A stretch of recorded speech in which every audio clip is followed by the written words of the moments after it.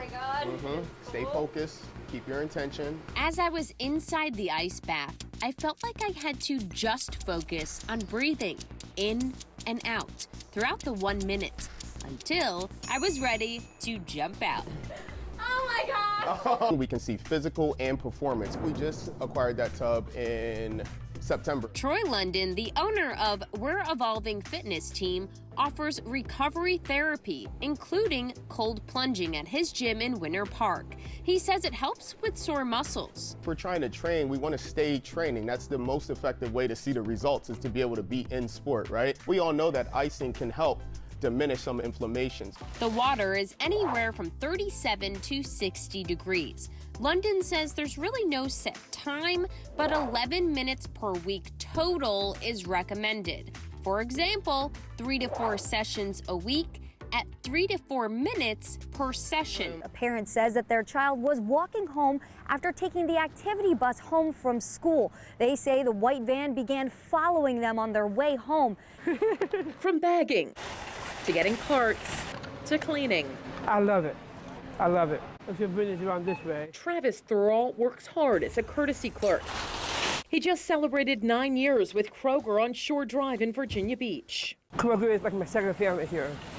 I can't say enough how much I love this place. For Demetrius Bowe, drugs, darkness, and a hopeless place have become his life. That hell, I do not want to go back there. That's hell. You eat, breathe, sleep, drugs. That's it. That's my only reason for living. It was so I could get high. It's highly competitive to get in. The physical tests are demanding, and the calls they go to are intense. Generally, we get called out to arrest armed and dangerous subjects. Good morning, ladies. Losing both legs hasn't stopped this 61-year-old man. I do a mile without my legs, just all upper body. This is how I train for speed. All right. We are airborne. Barreling down the runway in the back seat of an elite Blue Angel, nothing could prepare me for the ride of my life. There you go. Nice work. Relax. Take a look behind you.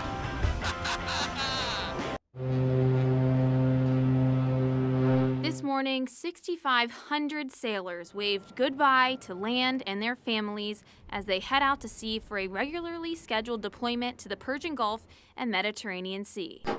329, the number of missing children in Virginia. 13-year-old Selena Salazar from Portsmouth has been missing since April 15th. She lived with her adopted mother, 2 brothers, and a sister. Selena's mother believes she was lured by someone online. We had a nice night. We made a spaghetti dinner. We watched 2 movies. She was laughing and enjoying a family night with us, and then the next morning she was gone. The reasons why children vanish vary. Search and Rescue Coordinator Mark Eggeman says many are considered runaways, and these cases normally resolve themselves. The story of the murder of William Batchelor is straight out of a movie. It's something like you would see on Lifetime. Batchelor was a 68-year-old man. He was retired and living at the Secano Lodge in Suffolk. But on October 30th, 2015, room 225 became a crime scene. It was one of those that was extremely heinous. Life after death. There's all different types of spirits. Unfinished business. I'm doing paperwork. I'll hear a lady singing or humming. It doesn't matter what you call it. There's also demonics. Many people call it real. On my audio recorder, when I reviewed it later, I caught the word die. It's a crisp fall evening. Clouds move past a bright moon as an old house sits dark. Inside, a small group prepares to investigate what's known as one of the most haunted locations in Virginia, Ferry Plantation. And there's always activity here. You never feel unsafe here. They just want to get your attention. Amanda Donaldson and her team, Acid Paranormal, come to the historic Virginia Beach home often. Do we have any spirits in the house that would like to communicate with us tonight? They bring an audio recorder and other ghost hunting equipment. This IR illuminator is a device that people who look for spirits use quite often. It puts out ultraviolet and infrared light our eyes typically can't see, allowing them to capture what's in the shadows.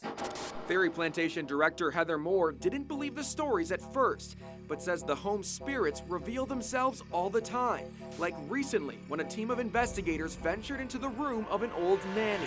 It's like, if you want us to get out, say something. Do you want us to get out? And I don't want nobody in my It's these encounters with the other side that have built an entire world for the paranormal.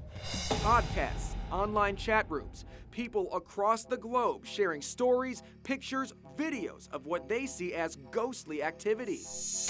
Ohio-based ghost hunter Mike Ricksecker has written several books on the topic. He says spirits are usually peaceful, usually. We're doing filming for the show The Haunted, and that location there had an entity that was a little bit more malevolent. It was terrorizing the girl, did a blessing over her, and she doubled over in pain. On my audio recorder, when I reviewed it later, I caught the word die. And it gets even scarier. Hollywood likes to put its own spin on demons and possession, but a Catholic priest says it's very real. Eyes rolling back in the head, foaming at the mouth, growling, snarling, swearing at me. Probably the most bizarre thing that I witnessed in an exorcism was in Rome when I saw somebody actually levitate who was possessed during the prayers of exorcism. From terrifying encounters with the devil himself to haunts that aren't so scary. Whether you choose to believe, that's up to you. I've experienced too much in my lifetime to put any kind of doubt. The idea is simple, really, that even if we don't see a spirit or hear them, we are never truly alone. Anthony Sabella, News 3.